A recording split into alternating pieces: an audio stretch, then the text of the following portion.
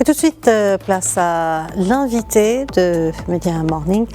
L'escalade des hostilités se poursuit au Proche-Orient malgré les appels internationaux à la désescalade. L'armée israélienne mène des raids terrestres au sud Liban en représailles. Des missiles ont été tirés mardi par l'Iran vers Israël. On fait le point sur l'évolution de la situation au Proche-Orient avec Mohamed Rajaï Barakat, expert en relations internationales. Bonjour Monsieur Barakat, et merci d'être avec nous. Bonjour, merci de m'avoir invité. Alors, après plusieurs jours de frappes aériennes sur Beyrouth et le sud Liban, Israël a entamé des incursions terrestres. Quelle est la situation actuellement au sud Liban? En réalité, au sud Liban, l'armée israélienne a essayé de faire une incursion dans le territoire libanais, mais ils ont été repoussés. Ce matin, les médias ont montré des hélicoptères qui transportaient les blessés et apparemment il y a eu beaucoup de morts et de blessés parmi les soldats israéliens. Donc les tentatives de faire des actions, une invasion du Liban, je crois que les Israéliens vont réfléchir bien avant de mener cette intervention, surtout après la réussite déclarée par les Iraniens des frappes qui ont eu lieu hier sur tous les territoires israéliens. Donc, je crois que maintenant, l'armée israélienne va continuer à essayer son programme qui est établi par Netanyahou et la droite extrémiste israélienne ont commencé par la bande de Gaza. Ils ont détruit 80% des maisons et de l'infrastructure à Gaza. Ils se sont tournés vers le Liban. La Cisjordanie aussi a eu aussi l'entrée de l'armée israélienne qui a détruit les infrastructures dans plusieurs villages et villes en Cisjordanie. Et maintenant, c'est le tour au sud du Liban. Donc, l'armée israélienne et M. Benjamin Netanyahou sont décidés à continuer leur agression dans la région. Très bien. L'offensive israélienne contre le Hezbollah, si elle fragilise le mouvement libanais sur le plan militaire, ne pourrait-elle pas paradoxalement renforcer sa position politique au sein du Liban? En fait, malgré l'assassinat de des dizaines de hauts responsables au Hezbollah, mais apparemment, jusqu'à présent, le Hezbollah continue à lancer ses missiles contre le territoire israélien et d'après certains observateurs, le Hezbollah a réussi à se réorganiser. En fait, Benjamin Netanyahou a pensé, après avoir réussi le génocide à Gaza et tout ce qu'il a fait aussi, comme je l'ai mentionné, en Cisjordanie et au sud du Liban et à Beyrouth même, a pensé qu'il est aujourd'hui le maître de la région. Il a commencé à réorganiser, à parler de réorganiser la région selon la volonté et le point de vue israélien. Il a commencé à lancer des menaces contre l'Iran, détruire les centrales nucléaires iraniennes et il est sûr d'avoir le soutien des États-Unis malgré les appels au cessez-le-feu lancés par certains responsables américains, mais on voit bien que d'autres déclarations américaines montrent que Israël a le soutien total des États-Unis et de certains pays européens. Les États-Unis ont envoyé des dizaines d'avions F-15, F-35 dans la région et ce matin on parle aussi plusieurs soldats, des milliers de soldats américains qui vont se diriger vers la région.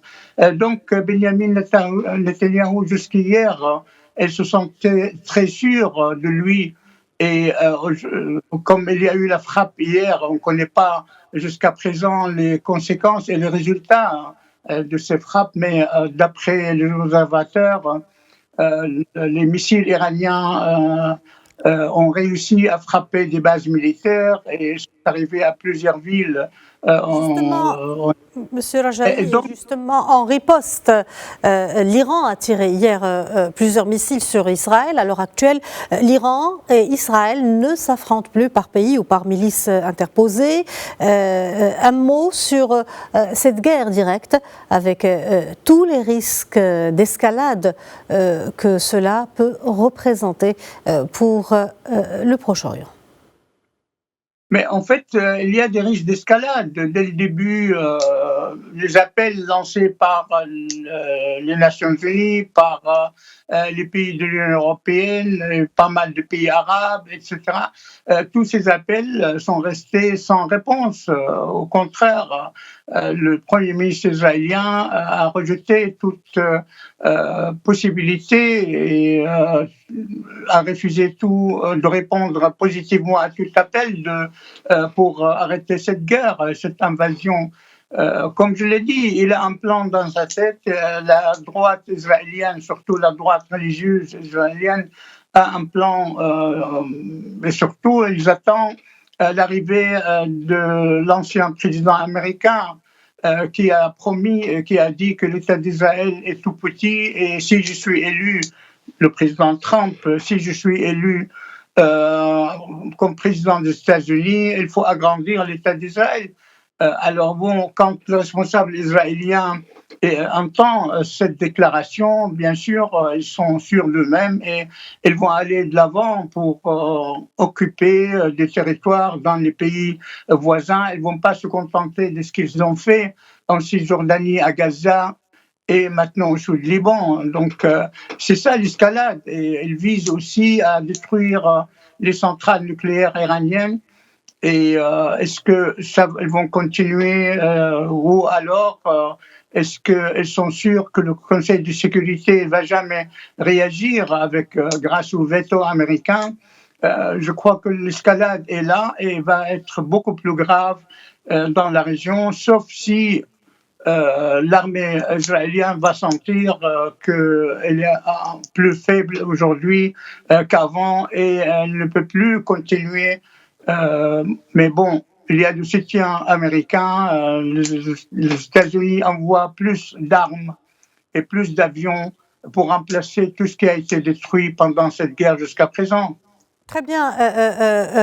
Joe Biden, le président américain, a donné l'ordre hier à l'armée américaine d'aider Israël à se défendre contre l'attaque lancée par l'Iran. Une annonce qui intervient en pleine escalade d'hostilité dans la région. Comment expliquer cette aide américaine pour Israël ? En fait, les relations entre les États-Unis et Israël, historiquement, Israël ne peut pas survivre sans l'aide américaine. Et les intérêts communs, surtout les intérêts des États-Unis, dans la région, ils ont intérêt à avoir un pays comme un pays sur lequel ils comptent pour déstabiliser la région, pour avoir leur influence dans la région. Et c'est pour ça que les États-Unis vont continuer à aider malgré tout ce que l'armée israélienne a fait et est en train de faire dans la région, comme génocide, destruction des infrastructures, etc. Et ça va continuer. Sauf si, par miracle, les États-Unis vont se réveiller grâce au mouvement qu'il y a eu maintenant de l'opposition dans l'opinion publique américaine contre l'aide attribuée à Israël. Mais je crois que la région va aller vers une catastrophe. Ça va continuer. Les armées américaines vont sûrement intervenir pour protéger Israël. Et s'ils frappent l'Iran, ça va encore... il va y avoir des interventions des moudjahidines qui se trouvent en Irak, en Syrie, et la région va s'enflammer de plus en plus.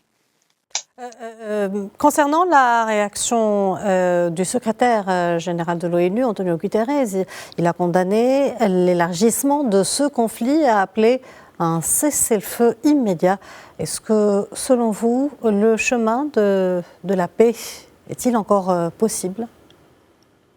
Ben, je ne crois pas. Je crois que Israël ne va jamais écouter et obéir aux appels, aux différents appels. Ils ont traité déjà, Benjamin Netanyahu a traité le secrétaire général des Nations Unies d'antisémite. Tout ça parce qu'il a dit qu'il faut arrêter la guerre, il faut arrêter le génocide à Gaza.